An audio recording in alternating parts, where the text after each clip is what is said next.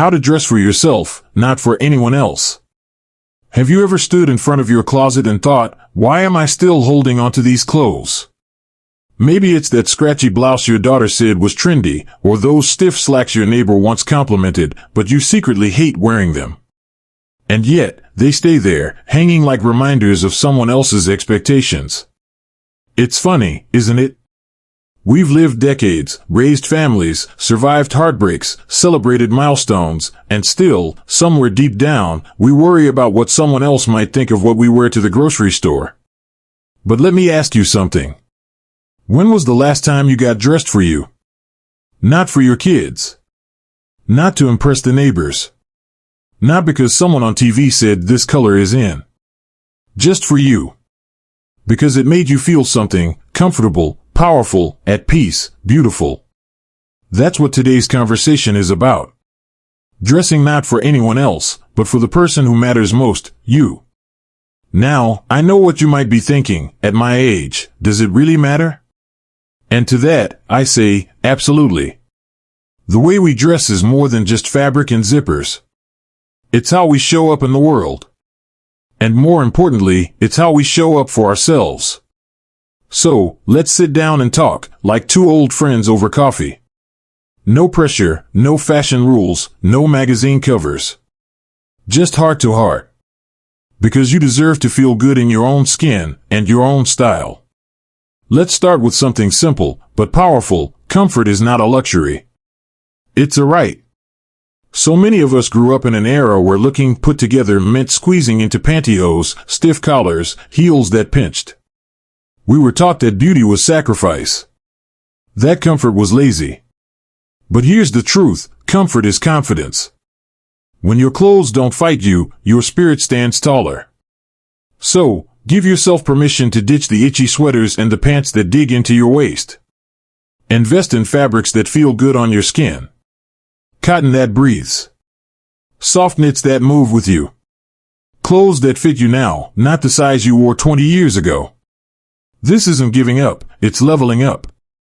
I remember my friend Carol, she's 72 now, telling me how she used to keep a pair of jeans in her drawer that were 2 sizes too small. She hadn't worn them in over a decade, but they just sat there, taunting her. One day, she looked at them and said, "Why am I punishing myself with a zipper?" She donated them the next morning, bought herself the most beautiful pair of stretch denim jeans that fit, and walked out of the store with a smile that could light up a room. That's what dressing for yourself looks like. It's not just about comfort, though. It's also about color. You know, somewhere along the way, someone decided that after a certain age, we should all blend into beige. That bright reds, playful prints, and bold patterns were only for the young. Well, I call nonsense on that. Wear the yellow if it makes your heart sing. Rock the polka dots if they make you smile. You've earned every stripe, every sparkle, every pop of color that lifts your spirit. Think of clothes like mood medicine. You put on a soft blue and you feel calm.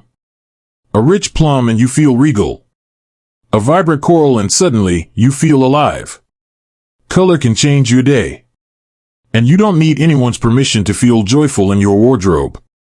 Take my neighbor, Mr. Davis, he's 81, former high school principal, always the buttoned-up type. Last year, his granddaughter gave him a bright Hawaiian shirt as a joke. He wore it to a barbecue just to make her laugh. But something unexpected happened, he loved it. It made him feel relaxed, approachable, even a little mischievous. Now, he has a whole drawer full of tropical shirts and says it's the best thing he's ever worn. Sometimes, we find our true style by accident. And that brings us to another point, stop saving the nice clothes for special occasions. Every day you wake up is a special occasion. That soft scarf you love? Wear it to breakfast. Those earrings that make you feel elegant? Put them on when you water the plants. Life is happening now, not someday. You don't need an invitation to feel beautiful. My Aunt Linda once told me, I used to save my good perfume for church. Now I wear it to fold laundry. That kind of thinking shifts everything. Dressing for yourself means honoring your day, your body, your presence, with the things that make you feel alive. You see, when we start dressing for ourselves, we stop hiding. We stop apologizing. We stop shrinking to fit into someone else's version of appropriate. And slowly, something beautiful happens. We start to feel more like ourselves than we have in years. Now, I'm not saying you need to reinvent your whole wardrobe overnight. It starts small. Choosing one outfit that makes you feel good. Letting go of one piece that no longer serves you. Giving yourself grace to evolve. Your style doesn't have to stay the same just because you've had it for decades. Just like you, it can grow, shift, and become more you with time. And if someone else doesn't get it, that's okay. You're not dressing for them. You're dressing for the woman who's lived 1,000 lives and still wakes up every day ready to face another one. You're dressing for the man who's earned every wrinkle, every scar, every story, and wears them with pride. You're dressing for the soul inside you that's still learning, still loving, still very much alive. So the next time you look in the mirror, I hope you smile. Not because someone else approves, but because you do. It's amazing what happens when you stop asking, will they like this? And start asking, do I like this? That one simple shift can change how you walk into a room, how you carry your shoulders, even how you speak. Because style, real style, doesn't come from magazines or mannequins. It comes from how you feel when you wear something. And when you dress for yourself, you stop chasing trends and start discovering what truly feels like you. Sometimes that means revisiting things you used to love but somehow forgot along the way. Maybe it's a certain type of shoe you haven't worn in years because someone once said, those are too young for you. Or maybe it's a long flowy skirt that reminds you of dancing barefoot in your 20s. If it brings a smile to your face, then guess what? It still belongs to you. Let me tell you about Grace. She's 69 and recently started wearing scarves in her hair again. Not because it's in, but because it reminded her of her college days, back when she felt wild and free. She said to me, I don't know why I ever stopped. That's what style can do. It can reconnect you with the most alive parts of yourself. Now let's talk about body changes, because let's be honest, our bodies after 60 don't always cooperate the way they used to. Weight shifts, joints ache, our waistlines, well, they might have gone into retirement before we did. And sometimes, that makes shopping or getting dressed feel like a chore instead of a joy. But here's the thing. Your body is not a problem to fix, it's a story to honor. So instead of trying to squeeze yourself into clothes that were made for someone else's shape, find pieces that celebrate where you are now. That might mean high-waisted pants that give you support without pinching. Tops that skim gently without clinging. Shoes that feel like pillows but still make you feel polished.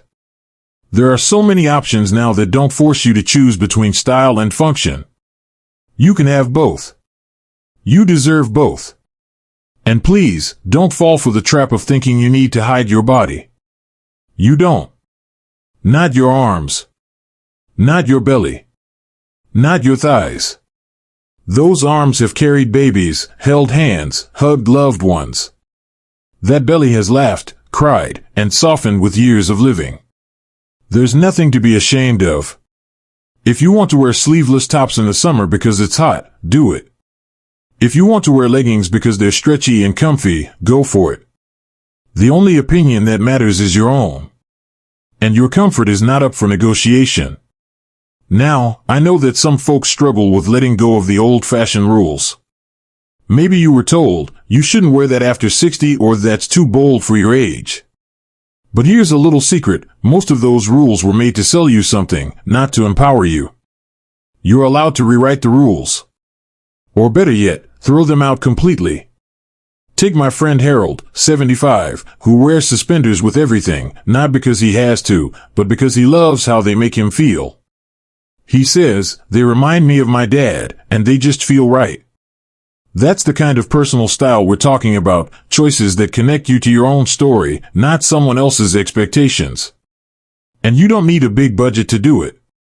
Thrift shops, second-hand stores, even closet swaps with friends, they're all treasure chests if you look with the right eyes. Sometimes a single new scarf or blouse can make your whole wardrobe feel fresh again. It's also okay to take your time figuring it out. You don't need to wake up tomorrow with a signature look. Experiment. Try something new. Step outside your usual colors. You might be surprised what you fall in love with. Remember, getting dressed isn't about proving anything to anyone. It's not about looking younger or thinner or wealthier. It's about feeling like yourself, maybe even a version of yourself you forgot you still had. I once met a woman named June at a community center event. She was 84, wearing a bright green jacket with a giant sunflower pin on the lapel. It caught everyone's eye. Someone joked, "You're the most colorful person here." And you know what she said? She smiled and said, "I've buried too many friends to wear gray." I'll never forget that. There's a kind of power that comes with age, a quiet, grounded confidence. But you have to claim it. Dressing for yourself is one way to do that. It's like telling the world, "This is who I am, and I like her." You are not invisible. Not now. Not ever. And the way you present yourself to the world can be a gentle but mighty reminder, to others and to yourself, that you are still here, still radiant, still you. And that's the thing about personal style. It's not about impressing anyone. It's about expressing something deeper. You don't have to say a word, but your outfit can say, "I am joyful."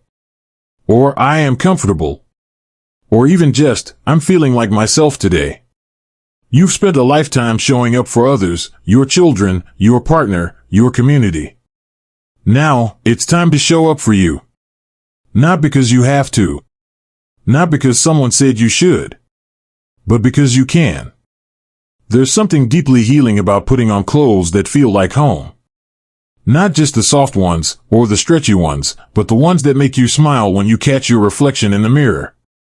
The ones that whisper, "This is me." And you know what? You deserve that feeling every single day. Because dressing for yourself isn't shallow. It's not vain. It's not about appearances. It's about reclaiming the little joys, the small acts of self-love that remind you, you still matter. When you wear something that makes you feel good, you walk a little differently. You hold your head higher. People notice, even if they can't quite put their finger on what's changed. But you know. You feel it in your bones. Now, maybe you've been through loss. Maybe you're facing a health challenge. Maybe some days, it's hard just to get out of bed. I see you. And I know it's not always easy to care about clothes when life feels heavy. But even on those hard days, especially on those days, dressing for yourself can be a quiet way to say, "I'm still here. I still count." Maybe it's as small as slipping into your favorite sweater. Or putting on a necklace that makes you feel close to someone you lost. Or choosing color when the world feels gray. These aren't fashion choices. These are acts of resilience. And they add up. Because over time, these little choices build something bigger. They rebuild the relationship you have with yourself. They remind you that you're worthy of attention, your own attention. And that brings me to something I think is often forgotten, joy. So much of the messaging we hear after a certain age is about what we're losing. Strength. Youth. Beauty. Relevance. But no one talks enough about what we gain. Wisdom. Self-awareness. Freedom. When you dress for yourself, you tap into that freedom. You start asking, what makes me feel good, and what do I enjoy, instead of what should I wear, or what will people think? And joy follows that. I know a woman named Rosie who, at 77, wears cat-eye glasses with rhinestones and a pink coat that could stop traffic. Not because she's trying to turn heads, but because it makes her laugh. She says every time she wears that coat, she gets compliments from strangers, and every time, she tells them, "I'm dressing to match my mood, and today, I feel fabulous." That kind of joy is contagious. And here's the beautiful part, it's never too late to find it. You don't have to be a fashion expert. You don't need a fancy wardrobe. All you need is the courage to ask yourself, what feels right for me, and the kindness to follow through. Start where you are. Open your closet and pull out one thing you haven't worn in a while, but used to love. Try it on. See how it feels. If it still makes you smile, keep it close. If not, bless it and let it go. Do that again tomorrow. And the day after. Before you know it, your closet becomes less about what's appropriate and more about what makes me feel alive. And that, my friend, is where your true style lives. Let go of the voices in your head that say, you're too old for that. You're not. Let go of the guilt for spending money on yourself. You've spent your life giving, this is just giving back to you. You're allowed to feel beautiful. You're allowed to take up space. You're allowed to walk into a room in whatever outfit makes you feel like the fullest version of who you are. This journey, this beautiful, ongoing journey of aging, is not about fading quietly into the background. It's about owning your story, your presence, your place in the world. So dress in a way that tells the world, I'm still here. I'm still growing. I'm still me. And don't be afraid to have fun with it. Add a brooch. Try a hat. Mix patterns if it makes you giggle. Life after 60 doesn't have to be beige. Let it be bright. Let it be bold. Let it be unapologetically you. And if anyone tells you otherwise, smile. And keep walking. Because you're not dressing for them, you're dressing for the woman who has weathered storms, loved deeply, laughed loudly, cried hard, and kept going. You're dressing for the man who's seen decades of change, who stood tall through hardship, and who still believes that life has something beautiful left to offer. You're dressing for the part of yourself that still dreams. That still dares. That still matters. So here's what I want you to take away from this. You don't need permission to feel good in your clothes. You don't need approval to wear what you love. You don't need to shrink yourself to fit someone else's idea of who you should be. Dress for yourself. With kindness. With courage. With joy. Because the world doesn't need another copy of someone else. It needs you, authentic, radiant, and free. Now, if this video spoke to you, I'd love to hear about it. What's something in your closet that makes you feel like you again? Drop it in the comments below. I read every one. And if you're ready for more heart-to-heart conversations like this, don't forget to like this video and hit that subscribe button. We're building a community here, a place where aging is celebrated and self-expression is embraced. You've still got so much light to shine. So go ahead, wear the thing. Love how it feels. And walk through the day like you mean it. Here's to living boldly. Here's to dressing for joy. Here's to you.